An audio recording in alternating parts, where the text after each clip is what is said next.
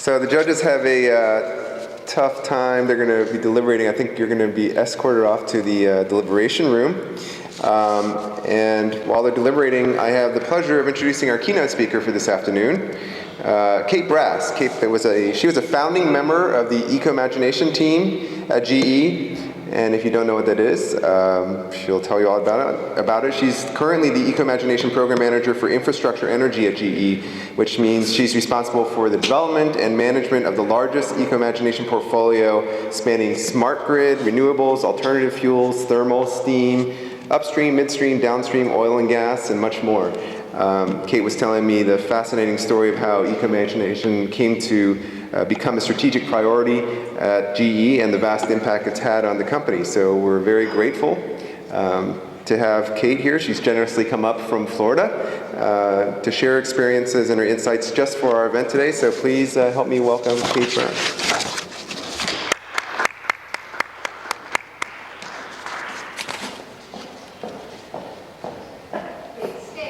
I told you it's a long walk. Just testing it out in case I never come back, you know. Thank you. Okay, let's see. Tools. Got it. Okay, so I'm Kate Brass. I lead the Ecomagination Initiative for GE Energy. I've been doing this since 2004 when we founded the program. It is the reason I work at GE. So that's hard to believe if you have met me before, because you know I've done a lot of things at GE. But when we created this program, I was like, this is why I'm here. So I'm going to tell you a little bit about what we've been doing over the last 7 years. I was in one of the first rooms when we had green buildings and green technology and green things that we didn't actually really quantify very clearly, but we knew it was a trend. And we watch trends carefully so we can try to forecast, guess, pick your word of choice, where we're going to go next. So we start with GE, in case you don't know who we are, because you know we're more than just light bulbs. So anyway, Thomas Edison is the founder, of course, of GE back in the late 1800s, and his whole philosophy behind innovation and invention was that we were going to proceed to develop technologies that were going to meet the needs of society. So we would see what society needed, and then we would proceed to invent it. That's the premise behind, in theory, everything we do. And in fact, it is the case whether you think of society as an individual or society as a customer, company, or stakeholder, it is what we do today. What's very interesting about today is the world is changing. And so if you think about the role technology has had in the world over time, you'll realize that if you're in the sustainability space, or if you're looking at technology evolution, technology is what enabled society to become what it is today. And in thinking about that, that basically says we ultimately acknowledge that we're at least partially responsible for where we are today, and we believe that technology will actually get us where we need to be for tomorrow. And if you think about it, this is some of the things that GE has had under their belt in terms of innovation. So you can pick which areas of interest you like, but whether it's the light bulb, a 3.6 megawatt gas wind turbine, light-speed VCT, or space exploration. We've been in all of those, and these are just samples. They give you a kind of a timeline of our activity in this space. I work in the energy space, so that means everything that is digital energy, oil and gas, water, thermal, renewable, or in this case, industrial solutions.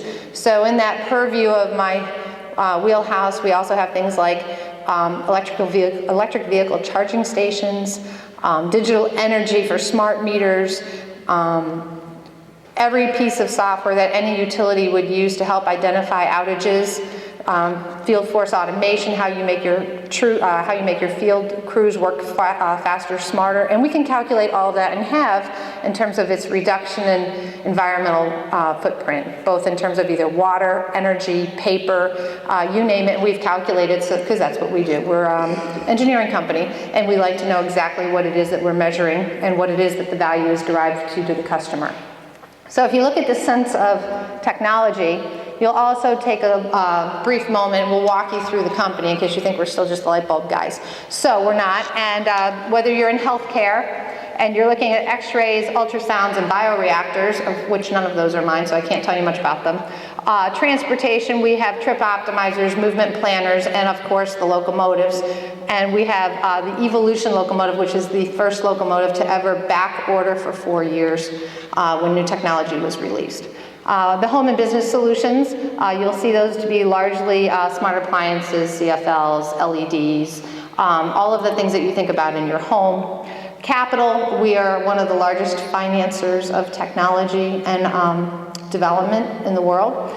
Water, we do the full range of water chemicals and treatments from desal to SAG-D for oil sands and other heavy fuels, and then also into industrial solutions for things like zero liquid discharge for groups like Anheuser-Busch, Heineken, and the beer guys, which you may have seen an ad about that lately. It says we now make beer, but we really don't. We just help you make better beer. Energy, that's my space. So if you're in the energy space, we have everything from alternative fuel gas engines to wind turbines to high efficiency gas turbines. We have, like I said, smart meters. We've got watt stations. We have a full range of technology, so it's never boring in my desk. And then we also have aviation, and we do aviation in terms of almost every plane you've probably sat on has the opportunity to have one of our aircraft engines. We also do aircraft for the military, and that's a secret, so we can't talk about that. And then oil and gas, that is both above onshore and offshore and subsea exploration. So we actually do the whole exploration and development of gas fields with gas companies that you're all familiar with, ExxonMobil, Chesapeake, the whole crew. And we do it with them not only in terms of traditional exploration and development, but also in the new unconventional gas space. We have a number of acquisitions in that area that have been very interesting, especially as we go subsea. Blowout preventers, things like that you may be familiar with. Also something called Christmas trees, where we put the entire, what you would think of as a rig, but all of the production equipment is subsea and sitting on the sea floor, so there is no rig on the top anymore. So there's a lot of technology in here. For Ecomagination, we have seen over the invention or process of the program over $100 billion in revenues. Last year was just over $21 billion. In terms of the entire GE company, this year, $13.5 billion of the forecasted 22 or so billion will come from the energy business. So indirectly or directly, it comes through my desk, and that is more than half of the revenue that we've seen from the program across the company since its inception, year over year over year. So it's been a great place to inherit this role, because when we built it, we really didn't know what we know today, and you don't know. So you just sign up for these things, and sometimes you go for the ride. And it's been a great ride. So this is the innovation capacity at GE. It's over 4,000 researchers, PhDs, and grad student types who've permanently moved into our campuses. And it's really an amazing place. It's one of my favorite places. I live near the Global Research Center in Niskayuna, New York in the summers, and it is just, it's my favorite place. We've opened a number of these facilities. In fact, all of these facilities have been opened since 2000, with the exception of our original headquarters in Niskayuna, which has been there since the late 1800s. Munich does a lot of our solar work. They also have other technologies that we do in country for country in every one of these facilities. So if you look at China, we have a lot of interest in wind in China. The Welsh Center is actually a huge IT center for us. Ann Arbor, we just put 200 new hires into Ann Arbor since 2009, and that's a software and IT experience. And then we also are creating a whole new software COE in San Ramon, California. So this is over 4,000 people, and we actually have $100 million going into the Brazil Technology Center, which will be opening soon. So there's a huge opportunity. We are one of the largest private research houses in the world, and we don't farm out. So you can't call us and say, would you do this for us? You actually have to, if you're a customer and you come to us and share technology challenges with us, which we encourage people to do, we then go through a whole vetting process on whether or not we think it's scalable and deployable. So you may have it as a challenge, but if we think it's unique to you, then it may be something that we won't pursue.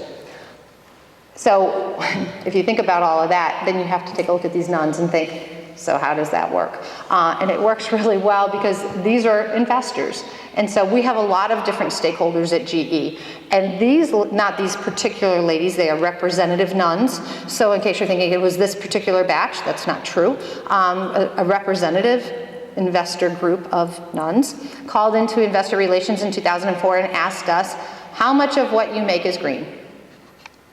Investor relations called energy and says, how much of what you make is green? We're like, I don't know, define green. So we have this huge debate. And the debate turns into Ecomagination. And if I push the button, we had to start from the beginning. So what is it? First it was how much of it is green, which assumes we've already defined it, which of course we hadn't. So we started at the beginning and we said, we put our imagination to work solving the world's toughest problems, and doing so we're going to be both a good and a great company, which will give value to our shareholders, our employees, our customers, and our investors and society at large. Doesn't sound really different than Thomas Edison, except for the fact that we are now looking at how we're going to grow the company and the fact that we're going to do it working on what we think tomorrow's biggest challenges are. So then we said we need more, because it's just, it's the business part of your DNA coming out. I need more. So we're like, okay, what else do we need to know? Well, it's a corporate-wide commitment. You can't cherry pick inside GE. I think I'll do it in energy. No, aviation doesn't have to do it. Nope, everybody has to do it. So it's a corporate-wide commitment. We're working on environmental challenges. If you come and you have some other interesting problem, that's also great. We'll talk about that someplace else. But in Ecomagination, you have to have both an environmental and an operating challenge. And the environmental part has to be substantial. It's a pledge to continuous improvement. We are an R&D company. It's what we do. So this is part of our commitment to do this, but to do it with environmentally responsible products. Again, thinking about the fact that if you believe technology got us to where we are today, that the last 100 years was about the quality of life, then we would tell you the next 100 years is about the quantity of life. How do we continue to develop societies that have everything that they think they need and want, and we do it in an environmentally responsible way? So that's our pledge, and then it is our growth strategy. The environmental portfolio that you saw through Ecomagination grows at over 2x that of the rest of the GE company. It also helps that it's the coolest stuff. I mean, this isn't just like, ooh, let me see what I have out back. Yeah, I think I'll put that in this pot. Nope. These are our state-of-the-art technologies. We put them through a fairly rigorous screening process. Some guys get into what I call the gerbil loop, 3 years of thinking about what it is your technology is delivering and how it's competing. And those guys we encourage to get out of the loop because it's dangerous. You'll be there for a long time.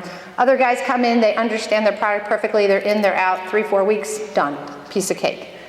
It depends on how well your engineering and your marketing team works together and if you understand your true value propositions.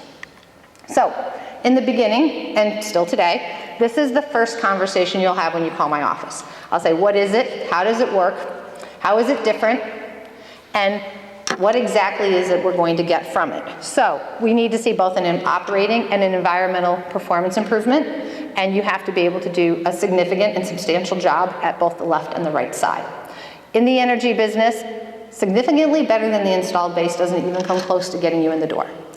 You need to be world-class or best-in-class technology as compared to your current competitors and what we forecast they're doing today. So you actually have to have enough competitive knowledge to see where the industry is going, not just where it's been.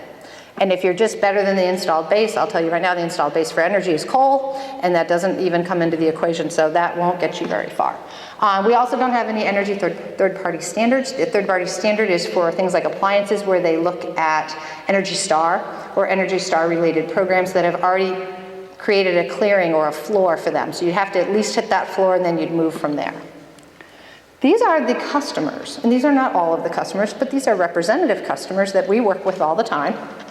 When we built this program, again, it goes back to understanding who your customers are and what their needs and expectations are. So as we built this program that I briefly showed you, we then picked up all of our knowledge and toted it around to customers. And these are some of the customers, both countries, we have countries that are customers, and also customers you probably recognize from their logos.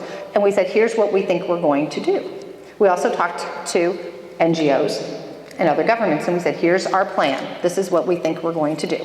And some of them said, well, we don't know if it's enough. We think you might have to do more.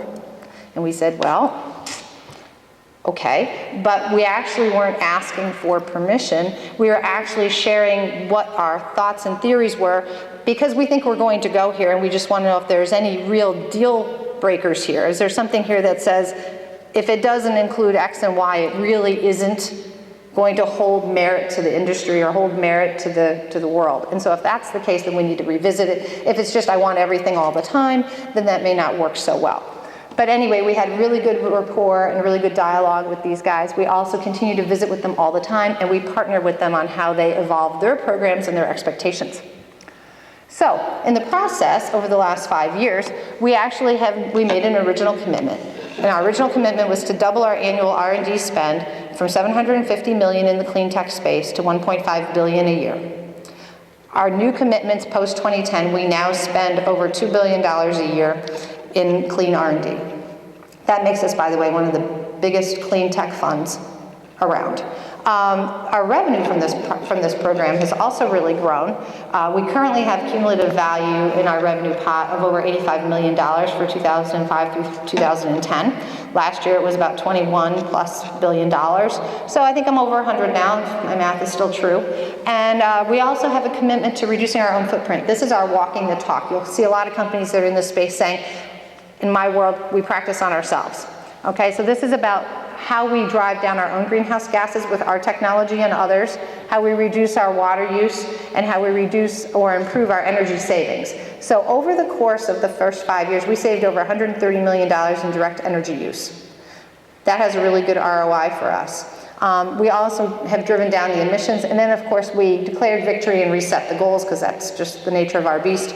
So we actually said we're going to up the game and we're going to make it a little bit harder. It'll give us some stretch targets to work on. And in the process, we communicate and engage, and we are now recognized as one of the leading clean tech investors from last year.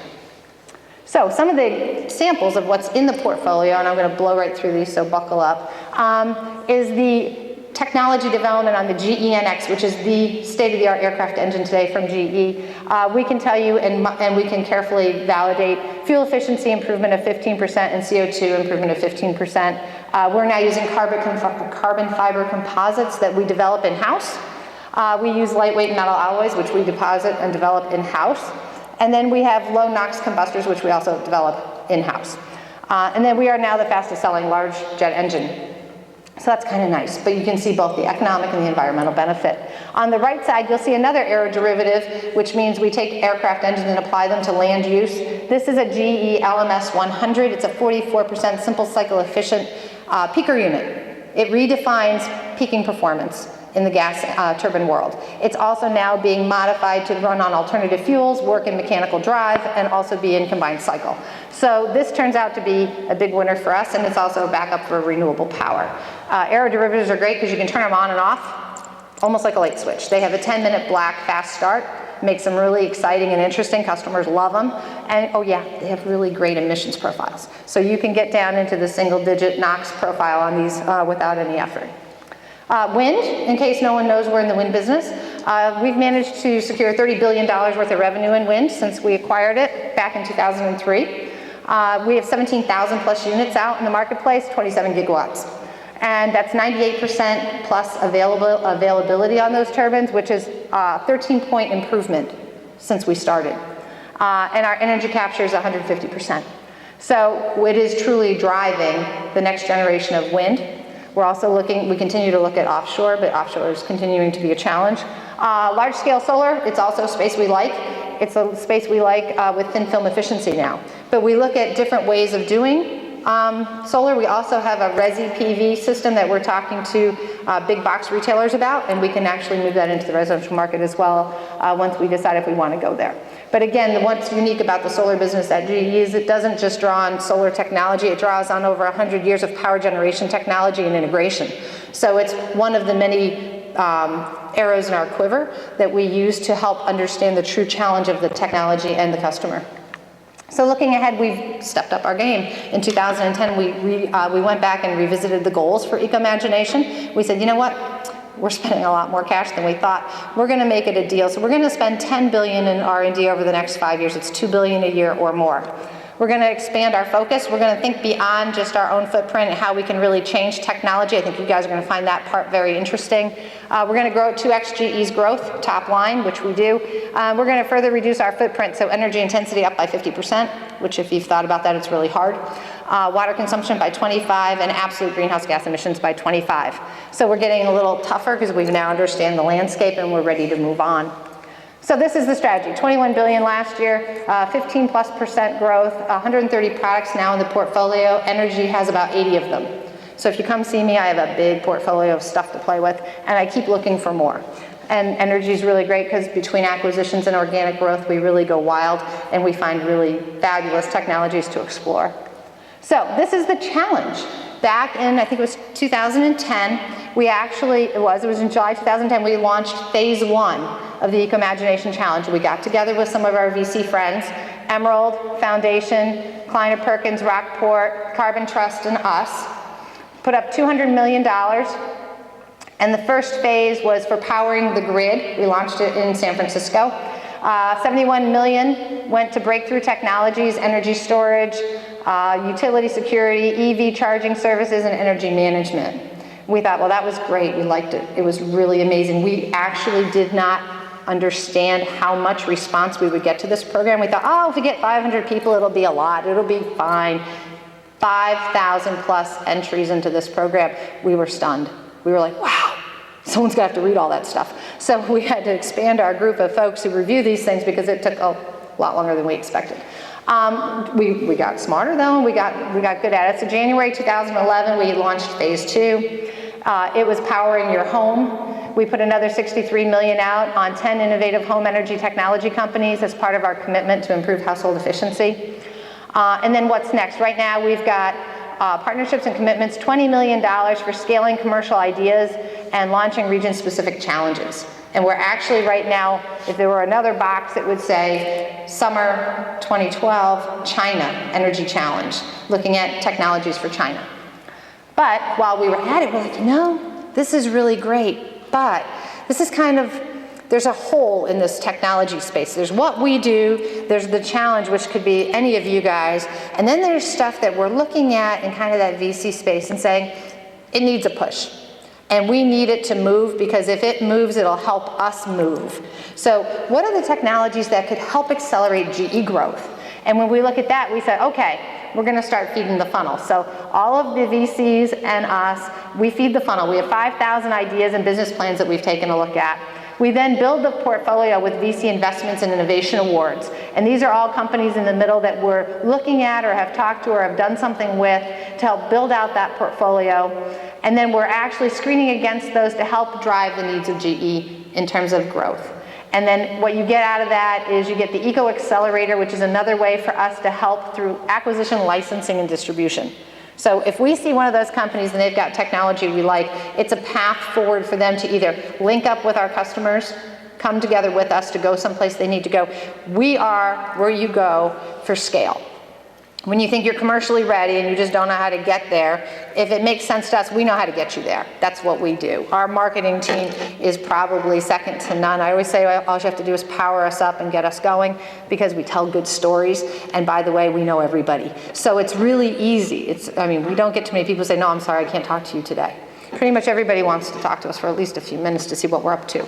So with that in mind, here's some samples of stuff that customers come and talk to us about. And they're like, hey, you know what we really want to do? Here's our ideas. So we've got some guys who want to run railroads on natural gas. We've got more guys who want energy for fracking to go subsurface. We've got people who want to capture and use flare gas, which we already do that, but they've got more ideas on what they'd like to do instead. Efficiently and economically integrate renewables, wind at 5 cents a kilowatt hour. Reset the bar for simple cycle peakers, and then clean industrial water efficiently. And actually, we could have a list, 40 lines long of different things they come to us for. I had one guy, they wanted to build hydrogen-powered turbines. I'm like, really? Where are you gonna get all that hydrogen? Turns out they were unique. So they came to see us, and in the Middle East, they actually have a byproduct off one of their wells that was hydrogen. And so we said, well, that's really cool, but that's gonna cost us X to make, and then you're gonna want one, but we have to go look at the market for that. We came back, we're like, okay, we think maybe we could sell 5 of those. Yeah, I don't think we're gonna be doing that. Turns out we did it anyway. But the original conversation was, no, I don't think we're going to do that. But it turned out to be really cool. So our oil and gas business picked it up and said, we'll do it. So in short, the Ecomagination impact for GE has been huge. One, it's great because it's a new way for us to talk to customers. We're no longer just a vendor, we're a relationship, and we're your partner in development. And it's exciting that way because they come to us with all their cool ideas. Like, hey, what do you think about this? We're like, did you think about this? And we have the 10 questions or the 15 questions that we come up with, and they're not always the same, so there's no list. But you know, we sit in rooms with really great technologists with lots of experience that, well, let's think about it like we're really doing it. And then we start putting it together to see if it makes sense. Products. It's a new way for us to develop technology. It's a new way for us to acquire technology. We also buy a bunch of stuff. So that's interesting. It's policy. You guys may not have think about that, but policy, Washington right down the street, is a huge indirect customer. How policy moves and doesn't move shapes what technologies evolve and which technologies are successful. So with this, we can actually help legislators and governors and other government entities understand the capacities and restrictions of technology. So you can say, I think we're just going to do this. We'll say, well, actually, if you look at the projection on that, you won't be able to hit that target. You could do this, or that target's not big enough. You actually, if you look at this projection, you could go to here. So we help them understand what is reasonable to expect. Employees, they love it. This is like the coolest job apparently we have. I know because every year they call me going, are you going to leave that job soon? Can I have it? How do I get to be in the eco-imagination realm? And the answer back is, if you work at GE, you have an eco-imagination job. Everybody who develops technology for us, everybody who works with government, everybody who's in sourcing, everybody has the capacity to change our company and improve our environmental value and our footprint and help our customers succeed. So everybody has an eco-imagination job. Just a couple of us wind up with it stamped on our business card. But that's pretty much what it is. It's our whole company working together to go to a certain direction in a certain way. And then lastly, it's a message that resonates in terms of public opinion and investors. But mostly what it is a great recruiting tool. Because if you look at what we're saying, we've got 4,000 PhDs and researchers. We're committed to developing clean new technologies. We've got really cool places to do it. I mean, there's one on almost every continent. And by the way, we're committed to looking at perpetual state-of-the-art improvement. So that's where we've been. That's how we got here. You got to think about those nuns and thank them if you ever see them. Of course, those weren't really them. But it's exciting. And the reason that you need to think about it that way is because you can't really confine where you think your competition and your drivers are by what you've seen in the past. And we always say, you know, I understand what my other equipment technology competition looks like, but what if Google eats my lunch? Okay, it doesn't look like it makes sense today. Could it make sense tomorrow? How big is your view? And how broadly do you think about what it is you're trying to do? We'll tell you, if you ask for light bulbs, you get more light bulbs. If you ask for light, it changes the way you get your products delivered. So think about whether or not you want to ask for light bulbs or whether or not you want to ask for light. We'll challenge you and say you need to be asking for light. In the end, we'll also tell you that while Thomas Edison started this, Albert Einstein was a great driving force, and he disappeared. There he is. It says you can't solve your problems by using the same thinking you had when you created them. Change the paradigm, change your headset, think about life differently, and then say, what would the world look like tomorrow if? And that's what we're doing at GE today. I hope you find that interesting. I know I do it every day. And I hope it challenges you for tomorrow, because we know we'll be there. We hope you are too. Thanks.